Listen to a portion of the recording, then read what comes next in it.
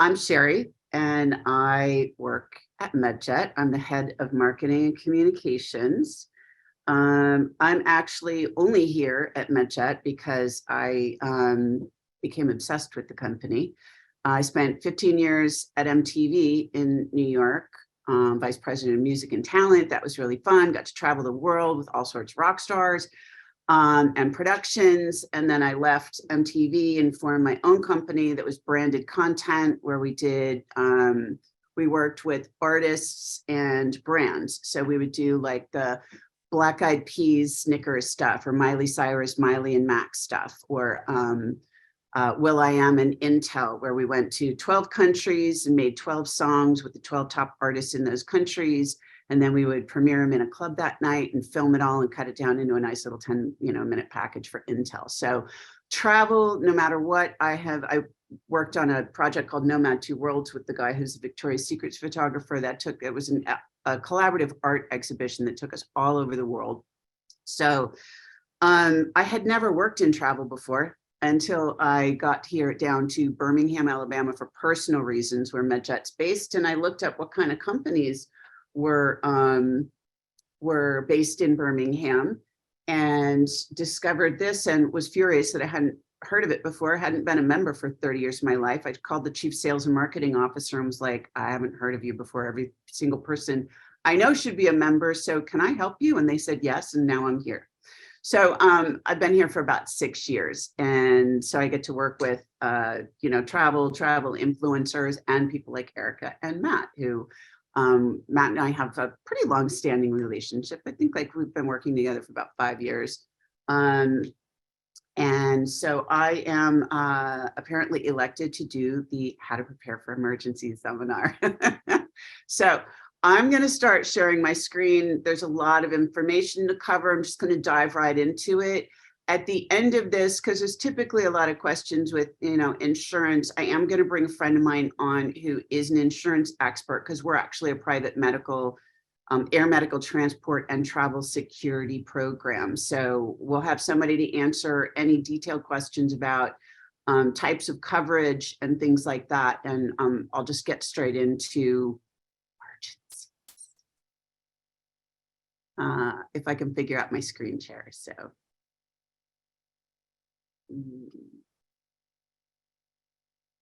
Share. Oh, I did it.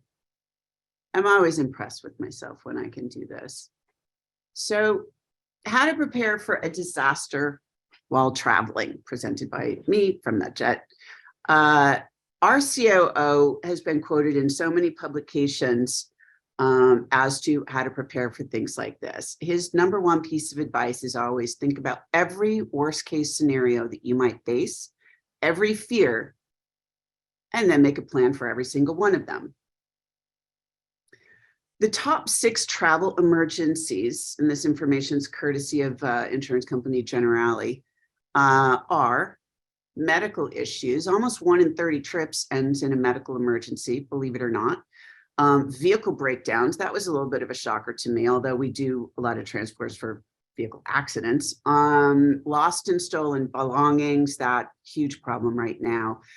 Travel delays, huge problem right now. Illness and other emergency back home. If you have elderly parents, if you have, like that covers work things. It's just where you have to leave your trip and get back home.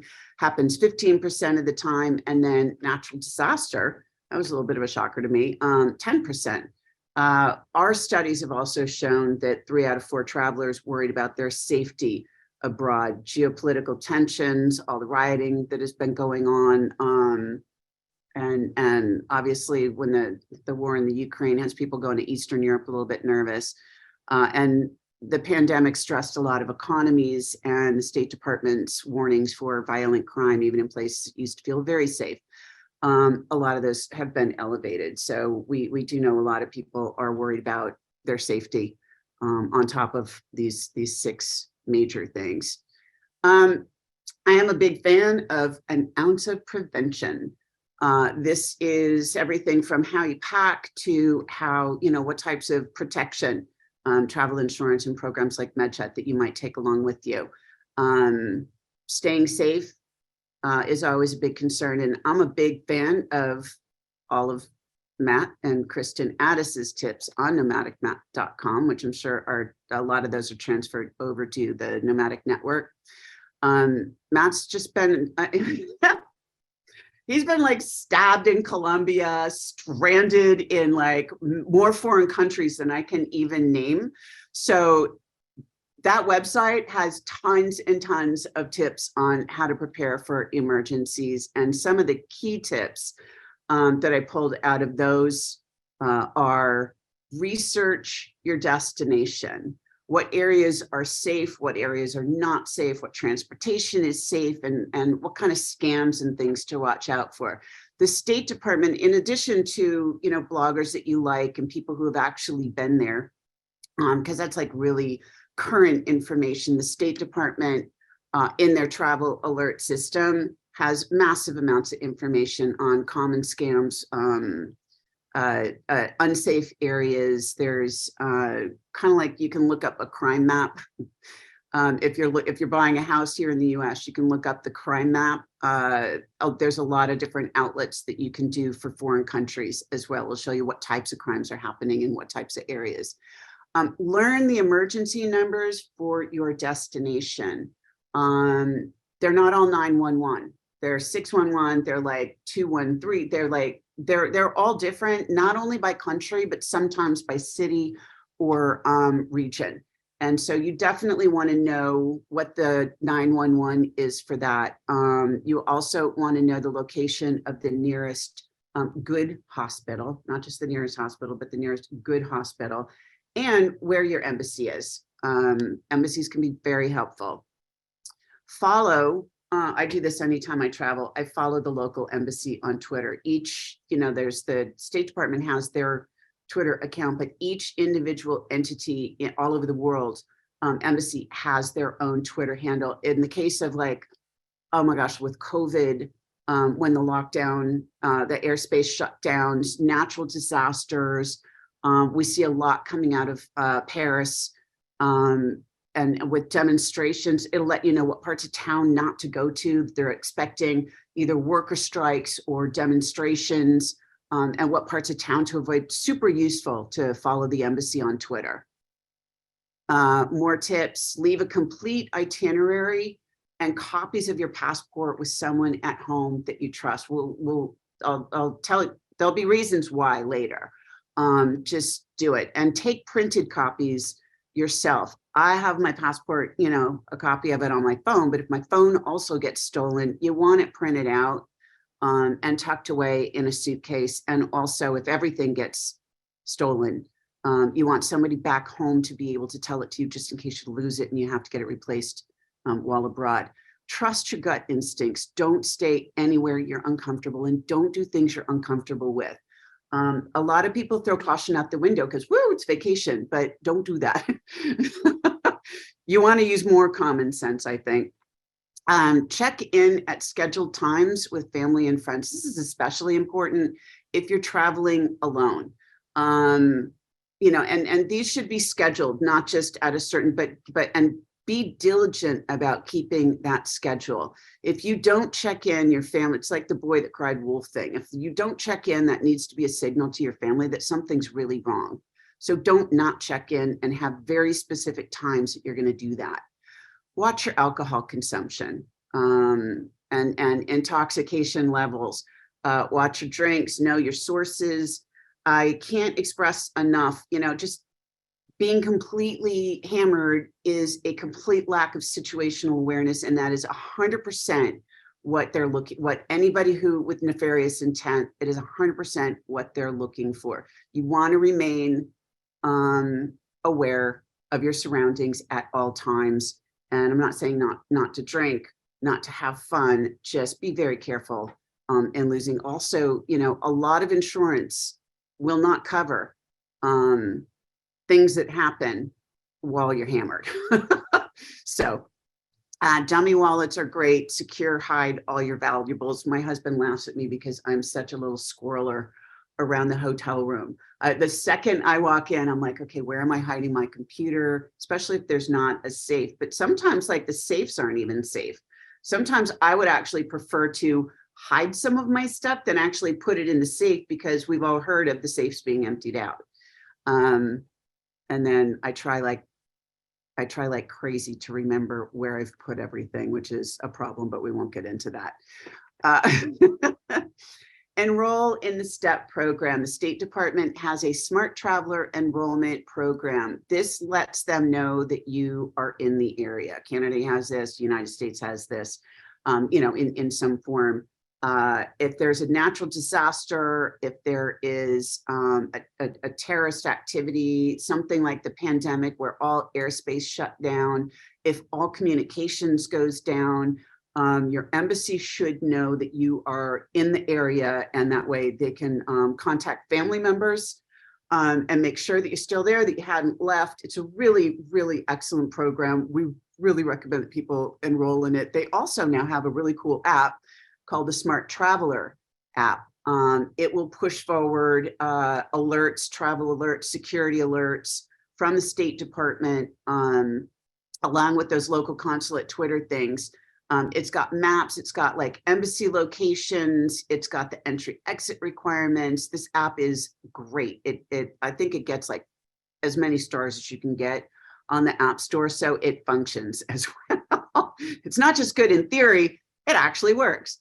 John, another thing that John is a big fan of and has been, quoted in the Washington Post and many other publications as is he's a big fan of a disaster contingency plan before your trip begins. And that is a phone tree, because if cell phone service is knocked out where you are, natural disaster or something, you may only get one phone call out. And you want somebody back home that can be a primary point person for everybody in your group, or for you in the embassy, so make a phone tree. Who's supposed to call? If you've ever had kids, you know how this works. It's one person calls that, and then they're responsible for these two people, and then those two people are responsible for those two people. Hopefully it doesn't turn into a game of telephone, but really, really important. Also, you need to figure out a meetup place. Agree on an emergency regrouping location that is not just the hotel. Maybe that's first, but pick something that's at least a mile or two away, because if the hotel is in the center of some semblance of a danger zone, you need an alternate location predestined on where to meet up. Set your emergency contact in your phone and pre-program the numbers for the embassy and your insurance carriers 24-hour assistance hotline, or a lot of them have apps now that are really great ways to get in contact with them. I know like MedJet, we have 24-hour assistance hotlines. We've got an app, also a digital card that you can stick in your wallet. So look for those types of things that give you really easy access, pre-programs to anybody who you may need to call to help you out. Staying well while traveling. Okay, I'm going to do the short list off of the John Hopkins things. You don't want to know what I put in an entire suitcase for my son when he went to Costa Rica to work for my friends down there for 3 months. I think there was more wellness stuff, security stuff than he even took clothes. It was sad. It was sad, but research your destination. Research what required or important vaccinations. Make sure you're up to date on your hepatitis A, which is the waterborne. You get it from bad food, very common, and tetanus, in case you get bit or step on anything. Those are two big ones, and all the routine shots, the measles, mumps, like DTP, all of that. And then research any recommended vaccinations for your destination. Yellow fever, dengue fever, Hep B, rabies. We don't really have rabies problems here in the US. There are countries that have never had, that don't have them. There are countries that do. Do that research, because you do not want to go through a series of rabies shots. I wouldn't wish that on anybody. The good way to find out what you need is, again, the State Department, or you can just Google travel clinics in your hometown. Most of the universities have them, and they are up to date with CDC. They're up to date on what you need for what countries. They're great. Get exercise before you go. Get in shape for all the walking you're going to be doing, and build up your immune system. Lots of vitamin C, take some zinc, but get out there and get moving, because that definitely helps your immune system. Packing, prescription medication. If you take any kind of prescription medication, we always recommend that you overpack by 50% and then split them between your carry-on and your check bag. Do not rely on refilling prescriptions abroad. Supply chain interruption issues and shortages of, some of the medications still due to COVID mean that there are shortages, or you never know whether your specific prescription is actually not available in that country. Double check the legality of everything that you take, including, by the way, over the counter. There are some countries where even taking Sudafed in or a Claritin D in is not actually legal. Basic first aid kit, partial John Hopkins list. This is what I travel with. Just a little tube of antibiotic gel, cortisone cream, alcohol wipes, hand sanitizer, sunscreen, antihistamines, acetaminophen, an antacid, and an over-the-counter diarrhea medication. I can't tell you how, it seems funny, but simple traveler's trot can put you in the hospital. We transport people who have started out that way, landed in the hospital because of dehydration or eventually sepsis, and it's not good. So you don't want to let that go unchecked. Dehydration can cause massive alternate problems. Insect repellent, Band-Aids of assorted sizes, elastic wrap for a sprain, a thermometer. They always say like, take a sling, take this, take that. I'm like, you can improvise with a t-shirt to make a sling or a scarf. A lot of stuff you can improvise with, which is why I don't bother with it. Round tip scissors. Sometimes they'll take these away, sometimes they won't, but it's worth a try. They're getting a lot better about it. I'm like, what am I going to do with this? Safety pins. And I always travel with like one pair of rubber surgical gloves. I actually have them in my car. I have them everywhere, just in case. I mean, for me, it's always if somebody's hit an animal or something.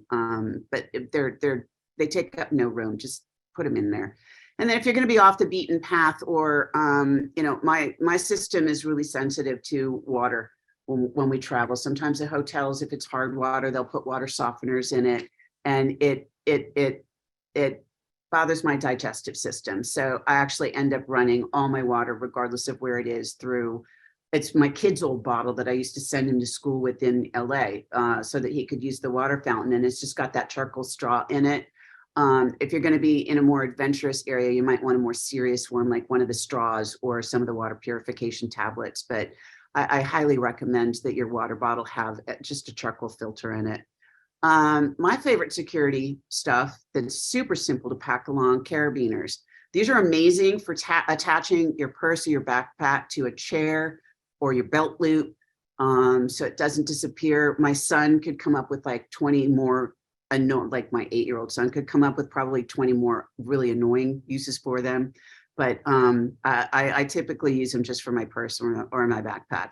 Doorstop alarms. I've had, even when you double check those doors in between other ones, I've had a guy come barreling into my room from the room next door, even though I checked to make sure it was secure when I got in there, because the maid had moved back and forth. Lucky for me, his wife was screaming at him, "You idiot, that's not the bathroom," and came and dragged him out. But that could have not gone well. So I highly recommend even these little cheap rubber ones. This is actually more what I travel with, because I can never find those things. They're very effective as well. And then if you're going to be someplace that you're worried that might potentially lose power, these things are great. They pack up to, they're much lighter than an iPad, but size-wise, they're about the size of an iPad. And if there is a power outage, they're great. They hook straight into your phone. They don't come with a backup charger. You can buy some, you know, with backup chargers to charge, but the solar, these solar things are great. Other random faves. The cheap lightweight ponchos, I always pack 2 of them. This is me in Ushuaia. My son and I went hiking and it was drizzling. He was soaking wet. I was not. He refused to wear one. I didn't, because I'll wear one, even though I look like a complete dork. Garbage bags. I always pack 1 or 2 garbage bags. This is so gross, but I have like, I'm really paranoid about bed bugs in places. And I'm one of those people that the second I walk into a hotel, I don't care how nice it is, I put my luggage in the bathtub, or I pull the trash bag out and I put everything down on the trash bag. And then I do a little scout around the room to make sure there's nothing gross in there. My friend got chewed up by one or by them in an Airbnb once. And I just have been really super paranoid ever since.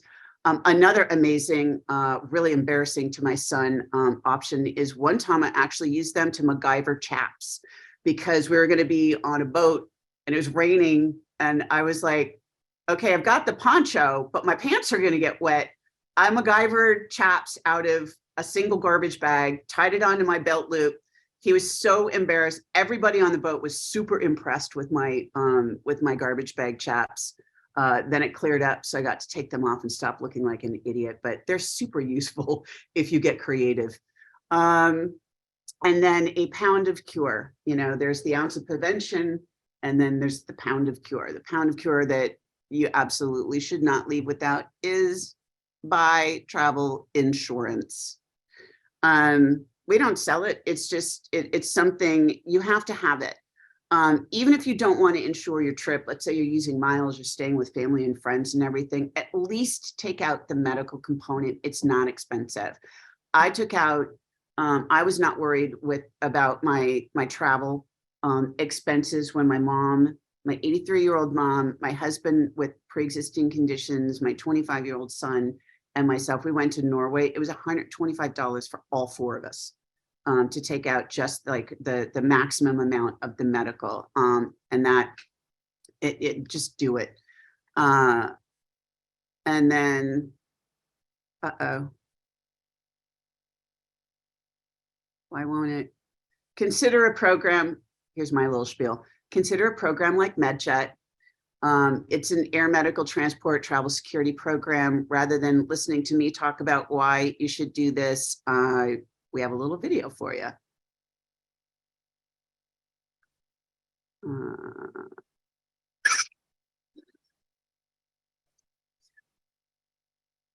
Travel insurance plus MedJet membership is the best coverage you can have.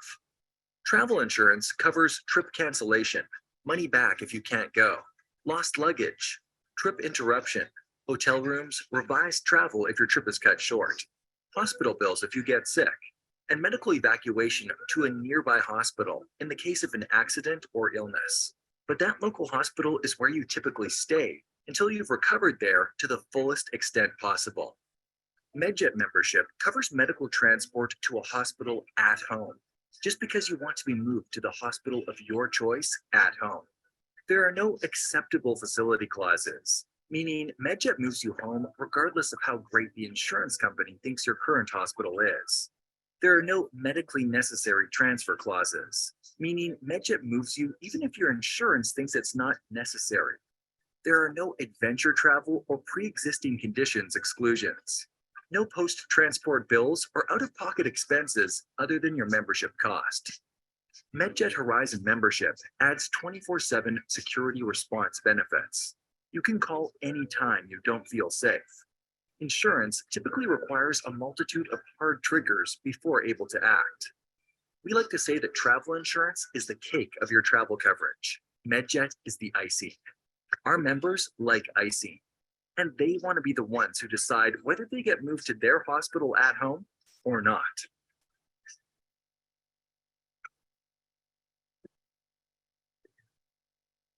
A little commercial there, self-professedly. But it definitely explains the difference between, a lot of times people will ask us like, why would I need MedJet if I've already got travel insurance and it's got medevac?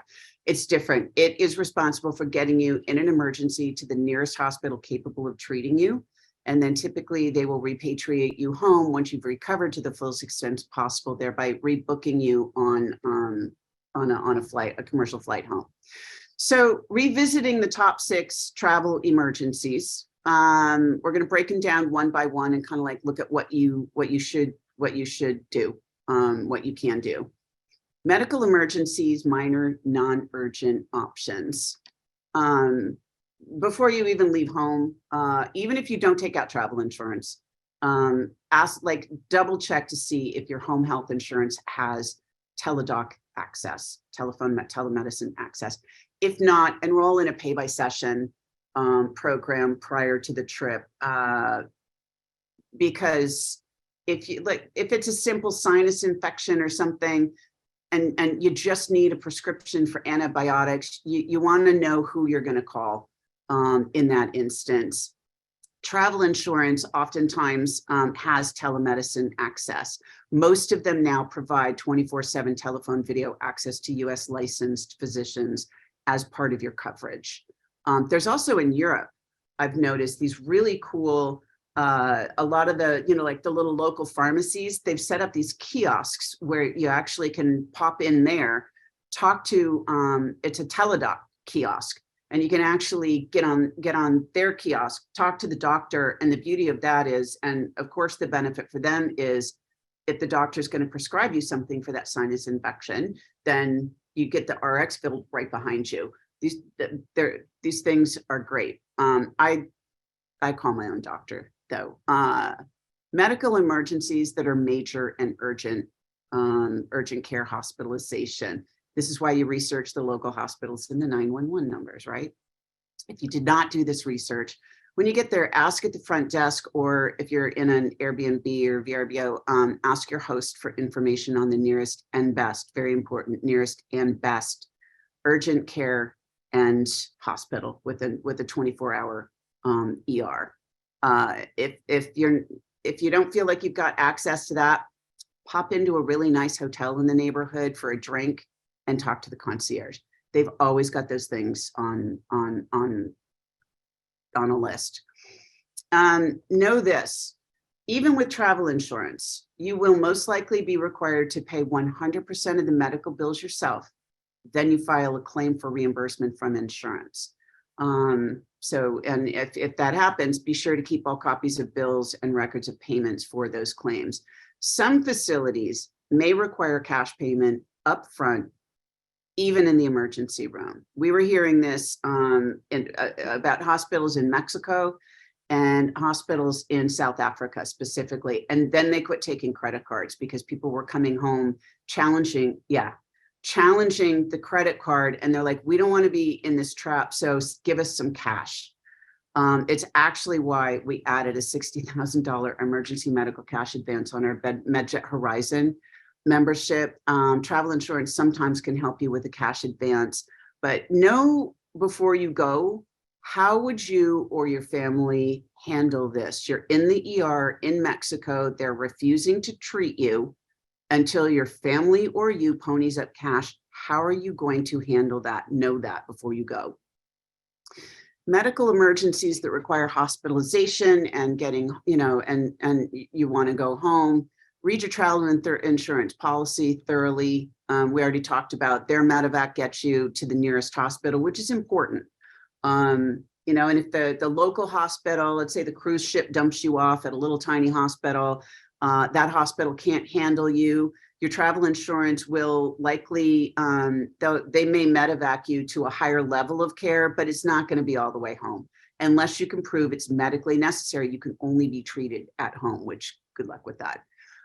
To get moved to a hospital at home, regardless of medical necessity, you need MedJet. We all just watched the commercial. So once you've recovered to the fullest extent possible, obviously travel insurance will rebook you home with the trip interruption. If it's us, we get you moved home before you're discharged so you can continue treatment and recovery at your hospital at home. Vehicle breakdowns was number 2. I'm just going to assume that you're driving a rental car because everybody knows, or everybody should know what to do if it's their own car. My number 1 piece of advice is research what your rental agency and the car insurance is wherever you take it out before you rent, and how to contact those emergency services. If the rental car breaks down, what is the rental car going to do for you, or the insurance that you take out? And don't just rely on, if you have a credit card that's got some travel insurance or rental car insurance benefits, some of those are not taken in foreign countries. Like Amex, I have an Amex Platinum. It doesn't cover me in Italy. There's a few places that it doesn't. So be absolutely sure of your coverage and what emergency services / breakdown services. Rent from a known company, and one that has, especially if you're going city to city, rent from one that has locations in every single city that you plan to go to. Because if the car breaks down, you don't want it to interrupt your trip. You don't want to be sitting in the old city for 3 days waiting for somebody to return a car because it's high season, right? Rent from something very reputable, and that way you can at least get to the next city and pick up the car. Before you even leave the lot, I do this all the time. The people at Burbank Airport hate me. Drive the car around the lot. Left turns, right turns, stop, go, left turn while braking, right turn while braking, go over bumps, and listen for any weird noises. Do not leave the lot if you think there might be the slightest mechanical issue with the car. Go back in and get a different one. I know it's I know it's a hassle, but do it. Lost luggage. Number 1 piece of advice right now is don't check bags. The airlines are experiencing serious worker shortages, especially their ground crew. We've all seen the mounds and mounds of lost luggage at like the Amsterdam airport. It's awful right now. Really try not to check bags. This also, by the way, keeps you as fluid as possible for a flight interruption. You are so much more likely to get rebooked on that flight that's leaving in a half hour if you have no bags and can just sprint to it, and they don't have to worry about transfers or getting it to you later. Like, stay nimble, don't check bags. If for some reason you do when they lose it, you are entitled to reasonable, verifiable, and actual expenses if your bags are delayed or like toothpaste, toothbrush, couple pairs of underwear. It's not going to replace your whole thing. They're just going to kind of reimburse reasonable expenses for what went missing and you need while you're waiting. Make a list before you go of everything in your bag.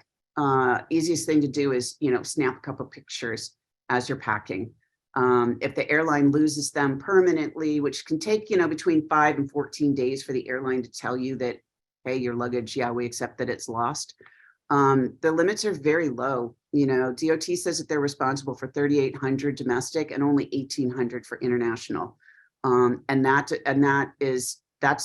US DOT. What foreign carriers and your point of departure to point of arrival, whatever that flight is, that's got whole other semblance of rules.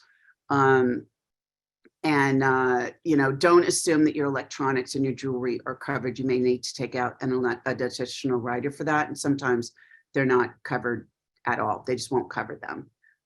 Stolen belongings. Everybody, I feel like everybody's number 1 worry is the passport, credit card, like the wallet, the backpack, the purse going missing. The embassy, the credit card company, and the embassy in that order can help you. This is why you keep printed copies of your passport and leave one with somebody you trust at home. The embassy can help you replace the passport. You will definitely need to know what your old passport number is, which is why keep it separate. And most credit card apps have an immediate option to report a card lost or stolen. If your phone goes, then hopefully you've also copied the back of the card so that you can, and they will be able to look it up by your social security number, even if you don't have the card number. Always keep at least 1 backup card, either a credit card or a cash card or both. I keep both, and a small amount of cash.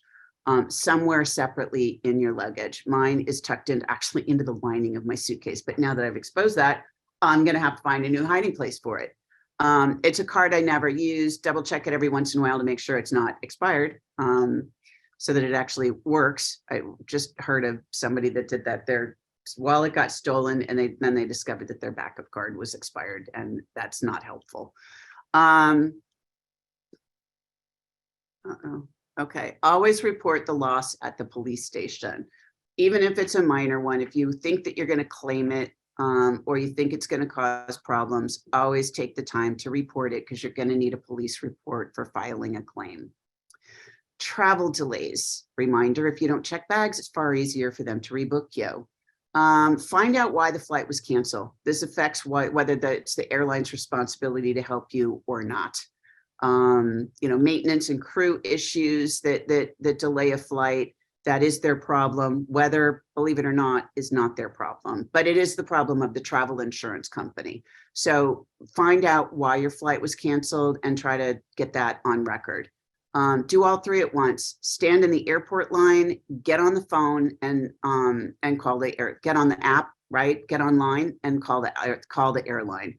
I have been in line with doing the phone thing, waiting on hold or waiting for the call back. And it can take a while. So whichever of those three first is willing to help you, take it. You can also, explore other airlines while you're at it. Like if you've done everything, everything, you're still not called back, you haven't been able to change the flight because the app won't let you, look at other airlines. I have done that before. I was going to do we were nominated for an award, and I was presenting an award. An American, I was leaving on a Thursday. The award show was Friday. American told me they could get me there on Sunday. By the way, after I was returning, so I booked a flight on United, and it was basically the same price, and American refunded my ticket. So definitely research other airlines. The other airline might not agree to pay for it. Some might. And then travel advisors are great fixers. Booking through a travel agent does not cost you anymore. You're going to get the same fare, but they have access to tools that you don't. And calling them to deal with things directly and rebook you directly is very helpful. Sometimes there's also, programs like Cranky Concierge, where you can enroll in it before you go. Like if you can enroll in it before you go, and if your flight bumps, they'll actually just fix your flight for you, even if you didn't book it through them. And then be nice. And these people are getting yelled at. Be nice but insistent. If your fare, my tip is, if your fare is holding you up and the agent says that they can't do it because it's this and they only have this kind of seat, ask to get escalated, because the supervisors actually have the power to override that kind of stuff, and just ask to speak to a supervisor.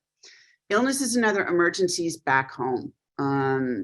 This is typically covered under travel insurance if you have to leave, if like a parent gets sick or a kid gets sick or something like that. Before you go, if you lose your job. Travel insurance has covered events that will reimburse you for the trip in the case of an emergency. There's also a very little known, but it's gaining in popularity, type of travel insurance called IFAR, interruption for any reason. And much like CFAR, cancel for any reason, this allows you, instead of it being, a direct family member illness, or this, let's say that you go and you're nervous about your job, like you're hearing things that are happening. You didn't lose your job, which is sometimes covered by insurance, like by the cancellation insurance, or under named things, but you're nervous and you just want to go. IFAR gives you a lot more flexibility on why you might want to, leave your trip early than regular trip interruption insurance does. That one is really gaining in popularity right now. Natural disasters. Stay informed and connected. This is why we recommend following the local consulates. They're amazing sources of information during a crisis, and the Smart Traveler app. And you'll have power because you'll have taken the little solar thing with you, right?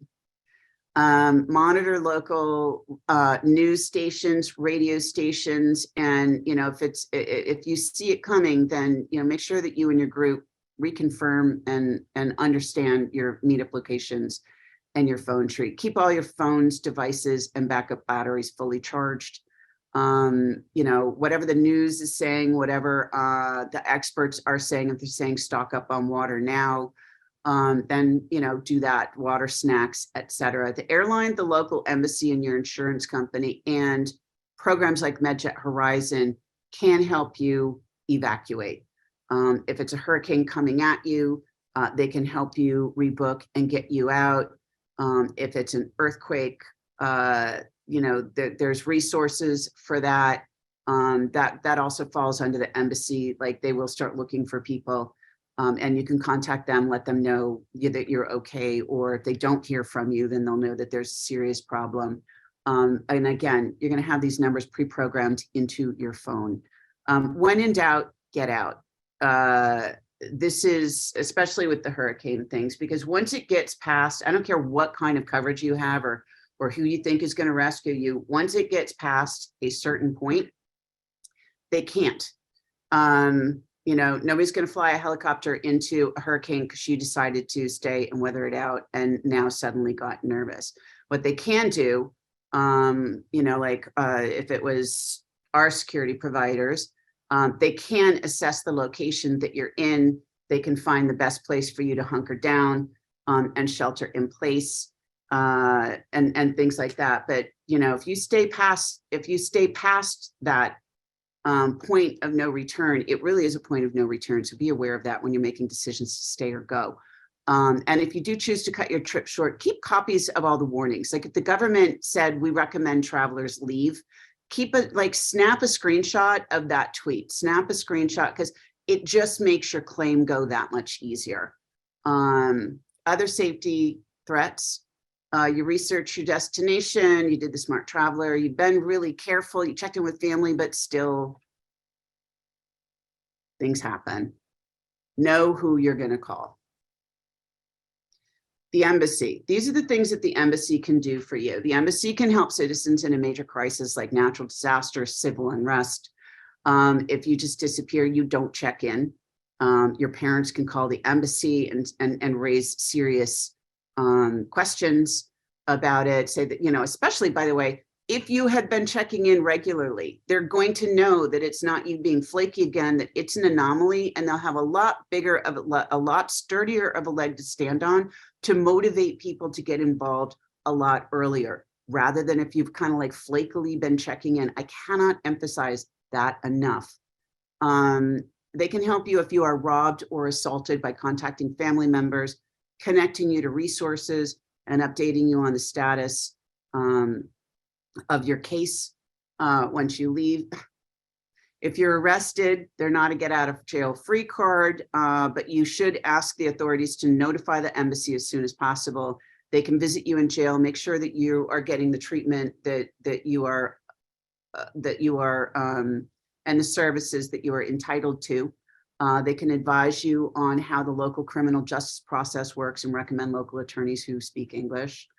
Your insurance carrier can help you find flights out in the instance of a natural disaster or civil unrest. They can help you with lost or stolen passports and credit cards. Some of them will actually give you, a cash advance. It's not free cash. You're going to have to pay it back, but they can advance you on that. And they're all also, if your stolen passport or your lost passport interrupts your trip, you can't go to the next country because you're having to stay there and get your thing.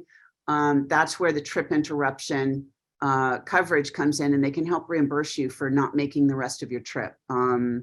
Keep in mind that if any similar event, and we can get into, people always have tons of insurance questions, and I'm actually bringing a travel insurance expert on after this for the Q&A. But keep in mind that if there was a similar event, security event, natural disaster, act of terrorism, that has happened within 30 days of you purchasing your policy, then it may be considered a known risk and not covered. So if there was a earthquake, tremors, and then you booked your trip or you purchased your insurance and then there was a major earthquake, that wouldn't be covered because it's a known risk. Same with like if the volcano's starting to, that's a known risk, and they could decline coverage. Keep in mind that many things are not covered unless they are specifically named, or they won't be covered if they're specifically excluded. So read your policy carefully before you go. If it's not listed there, it's not covered. Don't count on it. Don't say, well, they should do this. It's like, if it's not named, it's not covered.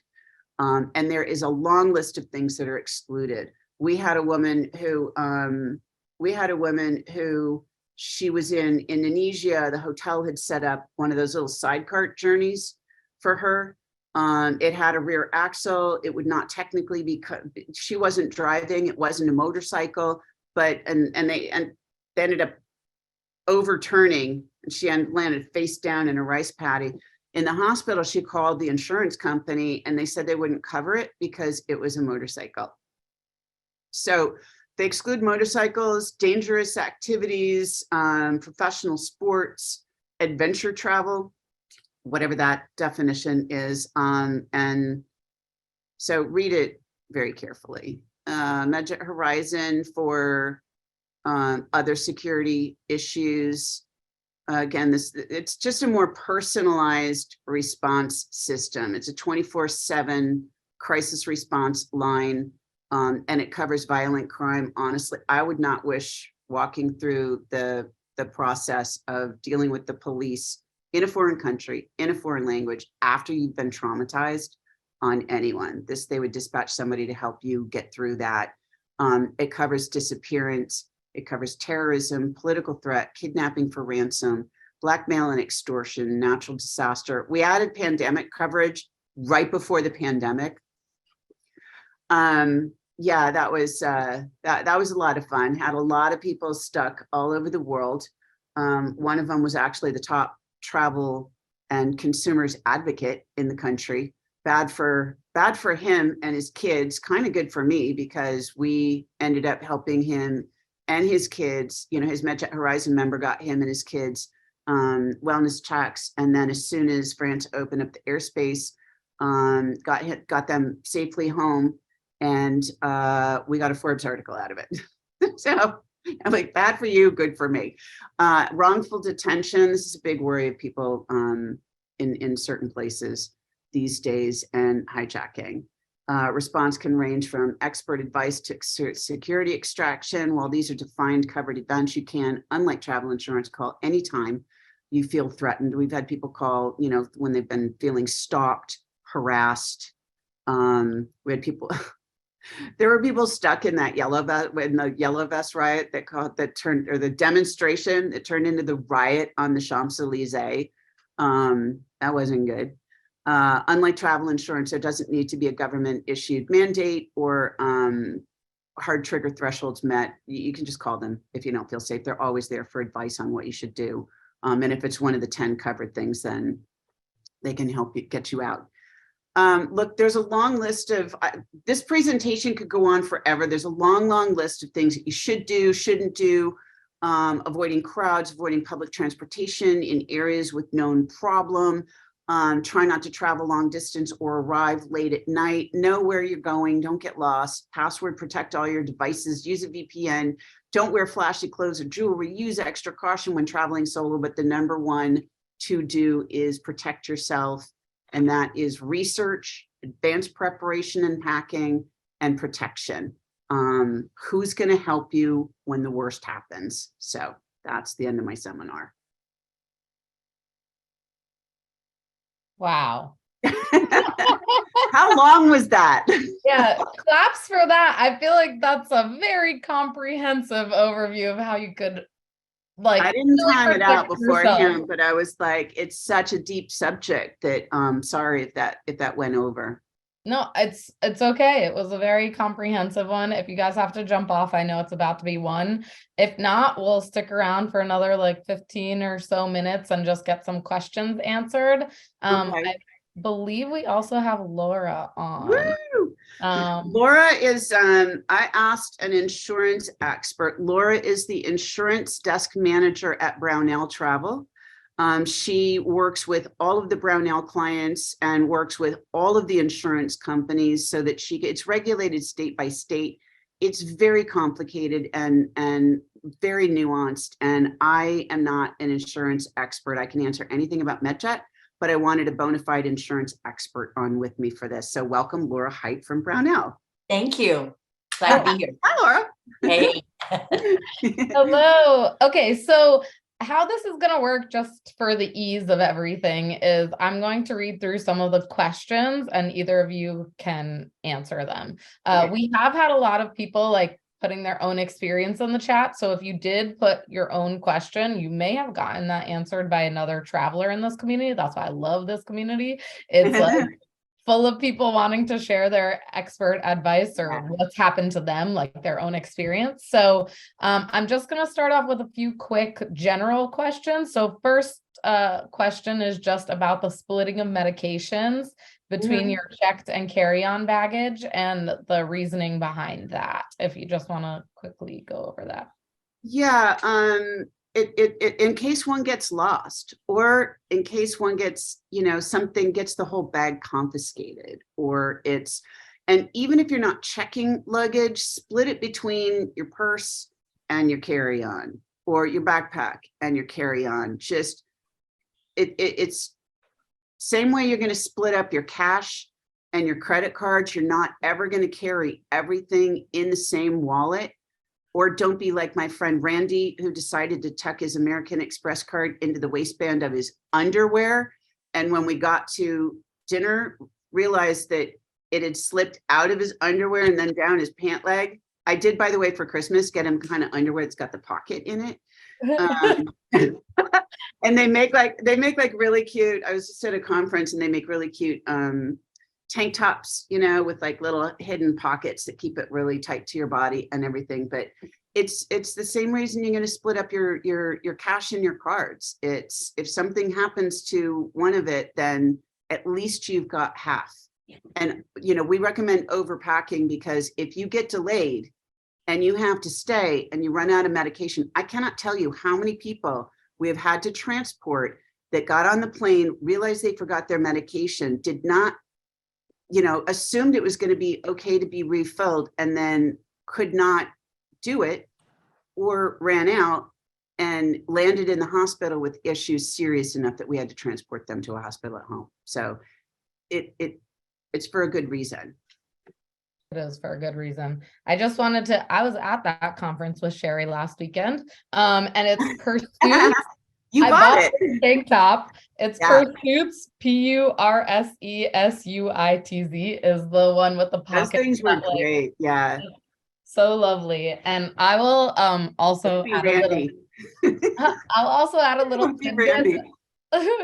If you're traveling with baby, they tell you like you can only bring a certain amount of formula. Bring more. Yeah. Bring more. Because no restaurants at an airport that you're stranded in serve formula. I'll tell you that much.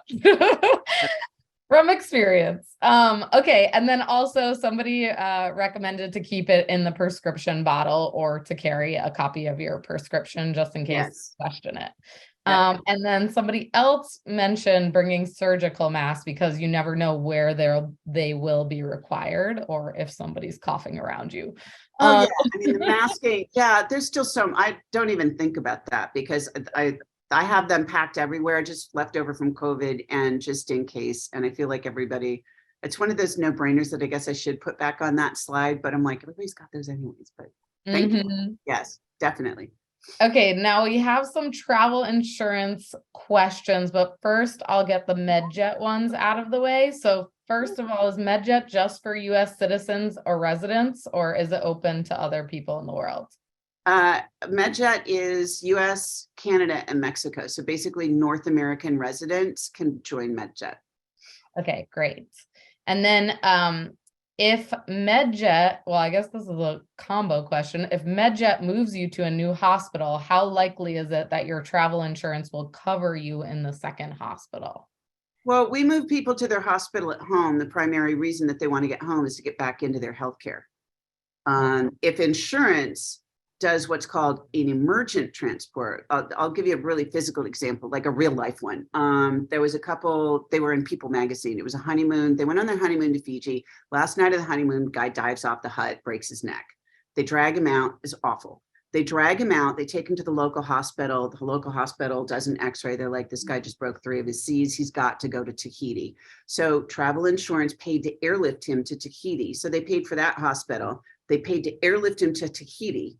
And then they surgically stabilized the C's, but then he was in intraction waiting for the second surgery. His family had to go raise a GoFundMe page because they were trying to raise $180,000 to get him moved home so that he could get back into his home healthcare because they'd already capped out on the maximum that they'd taken out on their travel insurance.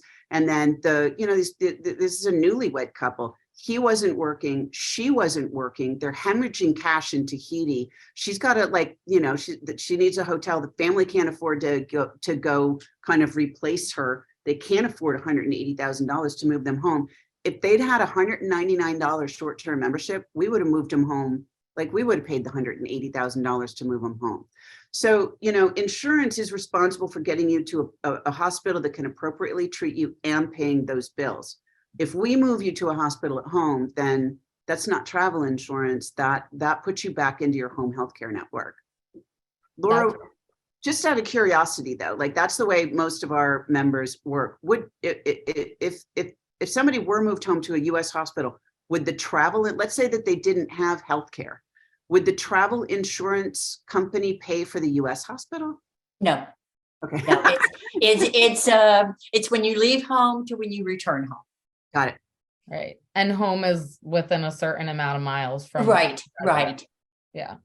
Yeah. Well, with MedJet, you can go to any hospital in the US. Like we had a guy break his neck in Nicaragua, lived in North Carolina, but his brother was a surgeon. And instead of taking him to North Carolina, where he wanted him taken straight to a spinal surgery place that he knew, and got him admitted in Florida. So instead of taking him to North Carolina, we took him to Florida. You get to choose in your home country which hospital you return to. Sadly, we have people that get diagnosed with cancer or something overseas and they want to go straight to the Mayo Clinic. We do that. But would that then be covered under travel insurance, Laura? No, it would be basically their medical coverage is while they're on their trip. Okay. Once they have been returned home or to a home hospital, their insurance would be over. It's kind of, you have a start date and an end date on that. So. And then I also wanted you to clarify the whole hospital to hospital policy, Sheri, of MedJet. Oh, sure. Yeah. We do require that you go to the hospital. If it's an injury that's serious enough to require an air ambulance to transport you home, then it'd be kind of irresponsible for us to not have you checked out first. So we do require that you go to the hospital. A medical report is then generated at the hospital. If they admit you, AKA you're going to be stuck there, your benefits kick in. If you break your wrist or your ankle or something and you go to the ER and they set it and they discharge you, you are no longer, you're not. Travel insurance trip interruption, if you want to end your trip, they would actually then rebook you home on a commercial flight. They might help you with the medical escort, but as soon as you're discharged, you're not in need of a hospital medical transport. We really are geared towards making sure that people don't get stuck in a foreign hospital, don't have to have surgery in a foreign hospital, don't have a long recovery like, the honeymoon couple in a foreign hospital. That makes sense. That definitely makes sense. Yeah. And we have to have a hospital here in the US. Like we'll work with the local hospital that you want to be moved to and gain pre-admission. That is another requirement because we don't take people out of a hospital that require continued hospitalization, put them up in an aircraft for a long period of time and land and not have any place to take them. We don't just dump them off at an ER someplace. So it's a hospital to hospital. Yeah. The other thing that complements the MedJet transport is on your insurance. If you're traveling with a family, Right. the family would then have that trip interruption to get them back home because of the medical emergency. Whereas the MedJet is usually the patient and maybe one other person. And I always say you can only carry on 2 bags because it is a medically equipped aircraft. Right. It's not a cocktail service that you're being transported on. I understand that. Also, Okay. I mean, sometimes if it's really long distance and it can be safely done, we will repatriate somebody by buying a flatbed, like a first class ticket, that if it's from Asia and it's like a hip thing or a leg thing, and they can safely be repatriated, like they can safely be transported that way. It's so much faster. And at that point, I say they also have better snacks and cocktails. But that would be a flatbed, and then another first class ticket for a critical care nurse, not a medical escort, but an actual critical care nurse. And then there would be one coach ticket for a companion. So. Wow. Oh, that is service. That is something you never want to have to do, but if you were in this situation, that sounds nice. Also, Edith was asking about the age limit or age requirements for a MedJet program. Or under age 75, anybody can sign up. Under age 75, we don't ask any health questions. Over age 75, you can still join MedJet, 75 to 84, and then 85 plus. That's a diamond membership and then a platinum membership. So over age 75, we ask a couple of health questions. I think there's about 6 of them on a form you fill out. There's 6 on a form that your doctor fills out, and they're just looking for anything that's like, we just want to be aware of anything that's really significantly wrong. Yeah. Okay. We definitely have memberships for all ages. Great. That's lovely to hear, because yeah, we're all traveling till our last day on earth, hopefully. I know. I have it for my mom, and my mom is, well, she's in the platinum territory next week. And that woman is a traveling fiend. And a question just came through about a minor, like, so can any person, like a baby, have MedJet? Yeah, that falls under family membership. Family to us is 2 cohabitating adults and up to 5 children, 19 and under if they're not full-time registered students, 22 and under if they are a full-time registered student. So, I mean, a family membership can be up to 7 people. Wow, that's great. Yeah. Okay, very cool. If you have a few other questions, feel free to pop them in, but I'm going to get on some travel insurance questions. So Laura, I hope you're ready. I hope so. This is why we brought her. Rachel is asking, and I feel like you already sort of answered this, but is travel insurance available if you're going nomadic in the US? Like, she's based in Texas and she'll be on the road for a year. So does travel insurance cover that? Yes, there are policies that are annual policies that you can purchase. It doesn't have to be international travel. You can purchase it if you're just traveling in the US as well. Okay, great. How far away from, can I ask a question on that? How far away from home do you need to, like MedJet, if anytime you're 150 miles away from home, you're covered. How far is typical travel insurance? It's the same, about 150 miles. Yeah. Okay. Very nice. And then when do you recommend taking out a travel insurance policy, and what's like the deadline? We usually try to say that it's best to take it out when you've made that first deposit, because some of the policies come with a pre-existing medical waiver. So they don't look back in medical history if that person, I keep saying, high blood pressure, that's considered a pre-existing condition. If they wouldn't had their medicine changed in the last 60 days and they canceled for that reason, it would not be covered. So that medical waiver gives them a lot more flexibility. Right. But if they do not do that, you can always cover it. It would just be looked back 60 days on a pre-existing condition. And if you wanted just to purchase medical assistance while you're traveling, that can be purchased 48 hours prior to departure. So if you're already on the trip, No, you Okay. can't purchase it once you've started your trip. You can't purchase insurance. Same with MedJet. It would be a terrible business Right. model.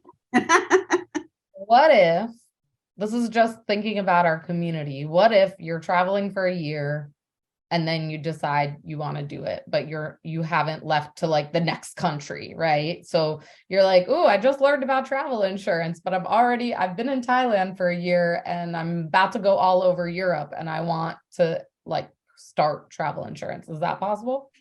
Let's just say they've made their residence in Thailand for a year, then we would probably look at that would be where they were considered starting their trip from.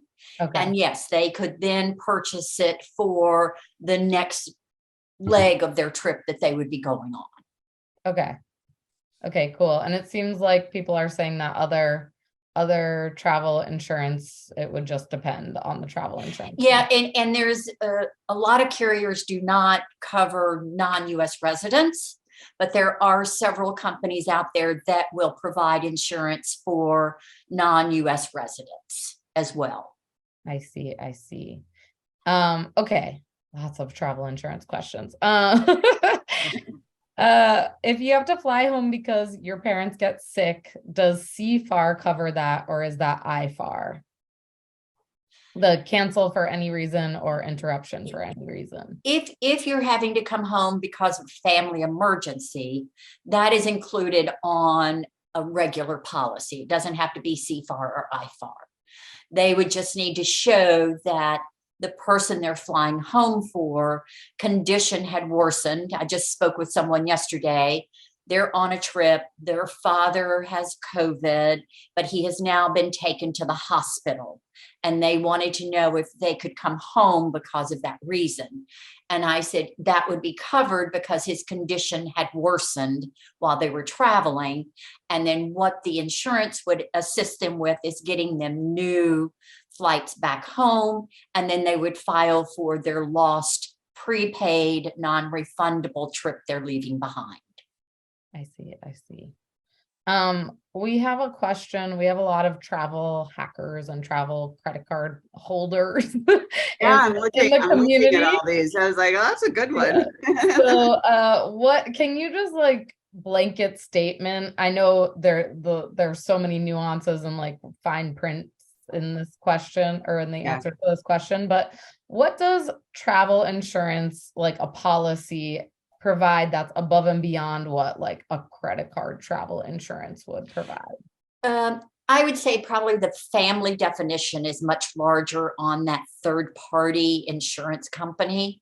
And when I'm saying that, it covers aunts, uncles, nieces, nephews, business partners, whereas a lot of times that credit card is only protecting the travelers that are on that trip. And I just had a question come up the other day that the credit card, we did a little research, the credit card only covers the credit card holder and not necessarily the rest of the family members that are on that trip. So it really is, I usually say if someone brings up a credit card that's what they want to use, I always advise that traveler to call their credit card company and get what exactly is covered on that card. Because they do have very limited, they do have medical, but I think it's limited to like a total of $10,000. It's not that much medical that's on there. And luggage, they have a few things in there, but it's usually very low compared to what the travel insurance is offering you.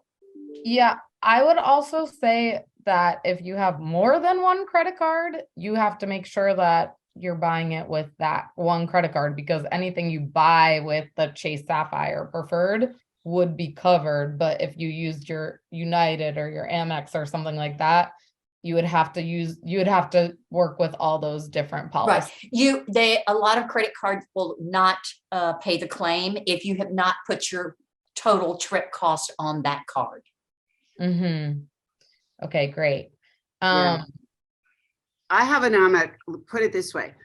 I have an American Express Platinum card, actually one that's my old business card, and then one that's a personal card.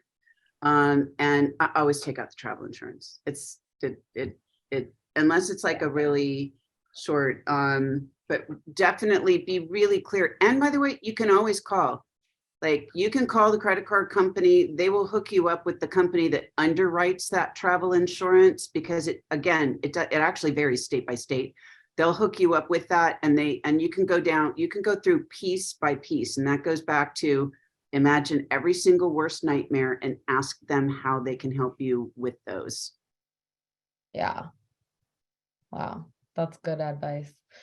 We have a question from Susan Duval, who's asking, when you buy a flight and it wants you to buy insurance, like on the purchase page, what does that cover versus like a regular travel? I know I hate to say like a regular travel insurance, but if you were to go directly to a travel insurance website, what generally does that cover versus buying it with your flight? Yeah, and I haven't looked at just the flight insurance, but I'm going to say it would cover if just your ticket. I don't think that they have any medical coverage in there. It's just protecting your monies for your purchase of that ticket. If you had to cancel, then that would be a policy that you could file a claim on for your cancellation. Right. And each airline has a different underwriter. So each of those policies is going to be incredibly different and probably kind of the bare minimum. Got it. So we're now asked again about age when it comes to travel insurance, and what the age requirements are for getting a policy, and if there is an upper limit, what is it?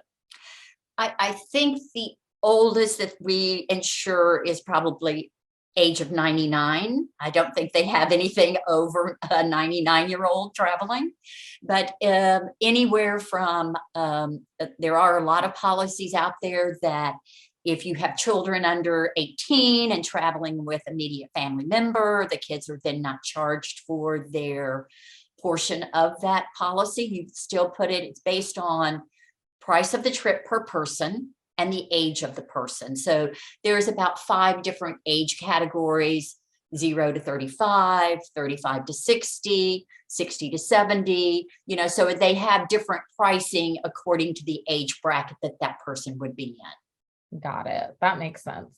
That definitely makes sense. Okay, we also have a question about, I think this is geared towards you, Sheri, which is, do you have a model where, like, if you own a membership for MedJet, if you have a membership for MedJet for a certain amount of time, do you get discounts after a while, or is it just a steady price no matter what, and you just hope that's all you have to pay and never have to pay a dime over the membership fee? Yeah, we don't really have a loyalty program. It's so affordable. I mean, an individual membership for a year is $315. An individual membership for a family that covers 7 people for an entire year I should know this. It was $425. I think it is $425.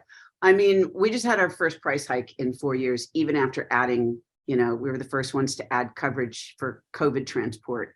And this is our first price hike in 4 years, and it was maybe $15 or $20. So, we do have partnerships with a ton of affiliate program, like if you belong to certain organizations. We have some medical concierge partners. AARP is a partner, and so their people get a discount. There are discounts available for other organizations, but we don't have one internally. We have a super high subscription rate, and the memberships are so affordable as it is. We have a referral program. If you're a member and you refer a member and they tell us that you referred them, then that member gets 10% off the following year. And by the way, if you refer 10 members and they do that, then your membership is 100% off. Wow. So yeah, so we do more like the referral thing than the long-term member thing. It also sounds like you just have a really great product that people want to keep and use and tell people about. So that's not a bad thing. $1 a day. Yeah, I mean, if it were, I always say we pay like, some people pay $3,000 a year to belong to something like the Soho House to bring, really expensive drinks. This is $300 a year. So it already is a really good deal. But we do have there's a couple organizations that we have discounts with. Mm-hmm. Yeah, there's a question that came through saying what if people take like 20 little trips in a year for both travel insurance and MedJet? How would that work? And what's the best way to sort of have themselves covered? I'll let Laura answer on behalf of travel insurance, and then I'll show how MedJet works on that. Yeah, there is an annual plan out there for travelers. If they wanted to do that, most of them have like a $10,000 cancellation. So it's for the year that 10,000 would apply, but they can go on as many trips as they want and they would have their medical in there. It's just limited to how much cancellation they would have. So it definitely can be done for people that just take some smaller trips, maybe not necessarily internationally, because of the limitation on their insurance. If they're doing local travel, their insurance plan may be a little more beefier than what they're getting on that annual plan as well. Right. And for MedJet, we have short terms, but an 8-day short term is $99. So if you're taking more than 2 or 3 trips, then you definitely want the annual. MedJet Assist is just the medical transport. That's the $315. And then MedJet Horizon is the medical transport plus travel security. I'm just answering the $474 policy for an individual. The MedJet Horizon is a little bit more expensive because it has the security benefits. But all of our memberships allow for, it's an entire year of travel. You can travel as many times as you want to in the course of that year. It's just no single trip can last longer than 90 consecutive days. So if you're doing a bunch of short trips and you're going to go, like, you could go to France for 90 days, come home for 1 day, go to Mexico for 2 weeks, come home for 1 day, go to Italy for 2 months, come home for 1 day. And all that travel would be covered. You just have to step foot back in your home country every 90 days. We have a lot of snowbirds that will go, like they've got houses in Costa Rica or Mexico or something. They take out an expatriate 180. That allows up to 6 consecutive months per any one trip. And for people who are not going to be home all year, there's expatriate 365 that covers all your travel. You don't have to come home during the course of the year.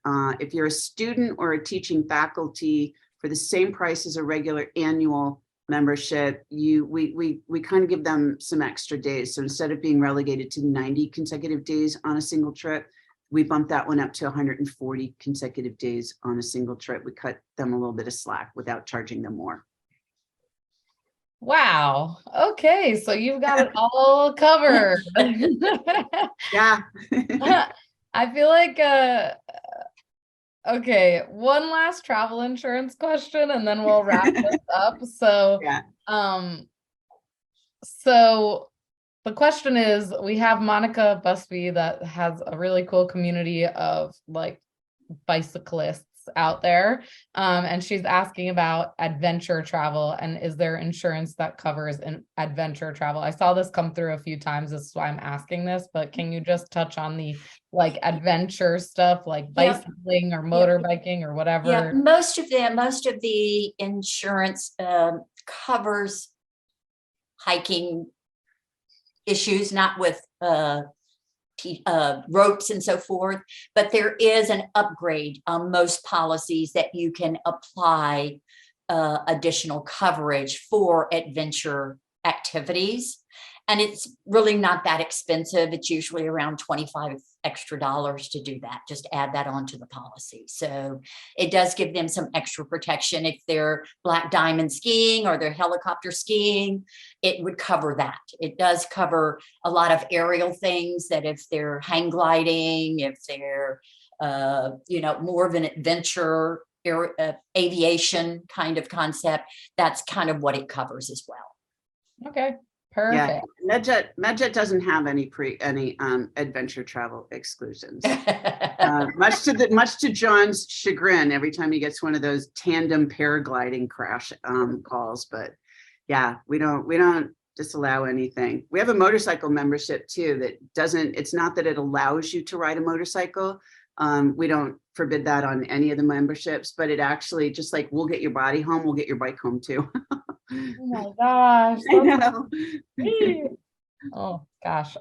Okay, so we have one more question about for Canadians traveling long term, can we get MedJet if we do not have GHIP? I'm not sure Yes. what GHIP is. Yeah. We don't cover medical bills. So as far as, getting you moved back home for Canadians, we have a lot of Canadians because they absolutely want to get back into their health program.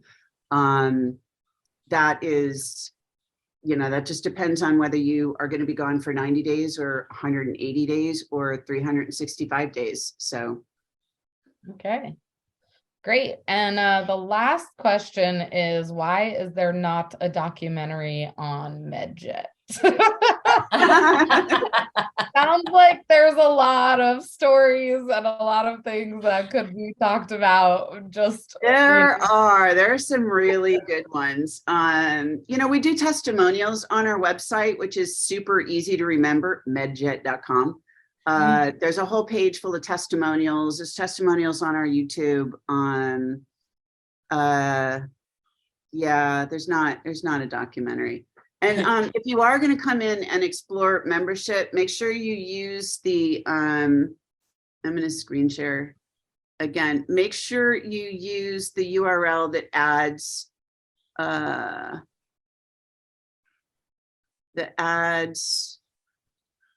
oops. No, it won't let me. Oops. No. I'm screen sharing just my thing. Okay, well, I'll type it in the thing. Come in through medjet.com/nomadic mat. Oh. That way we know where you came from. So /nomadic mat. I'll type it in here. Okay, well, I just wanted to say this was super informative. Thank you so much for coming on, Sheri, and giving a very comprehensive presentation on how to stay safe and be prepared for any emergency while you're traveling. And thank you so much, Laura, for also joining us, because we knew there were going to be a ton of travel insurance questions. Always. I'm like, I need a professional. I mean, I absolutely adore these presentations because I feel like it's information that we all want our community to know. Like, we want to know about it. We want to tell our friends about it. We want to make sure that people are traveling better, because a lot of people in this community, they're like the traveler of their whole group of friends. So Thank you so much. And thank you everyone for being that person for the other people in your life and making sure that you're informing yourself on what's out there. And then in turn, like, if somebody would love an insurance policy like this or a membership to MedJet, be sure to tell them about it, because now you're one of the people that knows. You're in the know.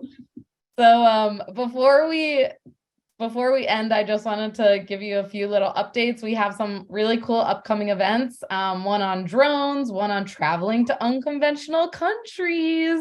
This guy has been all over the world and is going to share basically how to do it and why you should be going to places that you're a little scared about, and then how you can move to Europe. It's a lot easier than you think. We have a book club every month.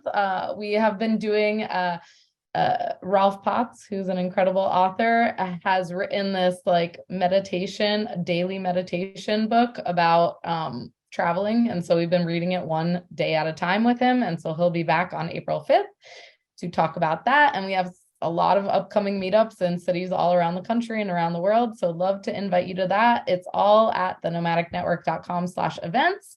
We also have amazing group tours planned. We have some to Romania, Turkey, and Mexico coming up. So if any of those sound great to you, definitely hop on our tour page and see if you'd like to join us. And then, as always, thank you so much for being here. It really adds a lot of color and life to these presentations to have people come, ask their questions, provide their feedback. And honestly, it was so great to have you here, Sheri, talking to us, and have you here, Laura, just like providing your expertise and knowledge on a topic that is very confusing and bulky, and you really broke it down to be something that was understandable by all of us. So thank you for being here. If you'd like to say anything before we sign off, I would take it away. I'm good. I feel like I've talked a lot. I know this went over a half an hour. All right. Well, you guys have all of the information. Have a wonderful day and travel safe. Thanks for having us, Erica.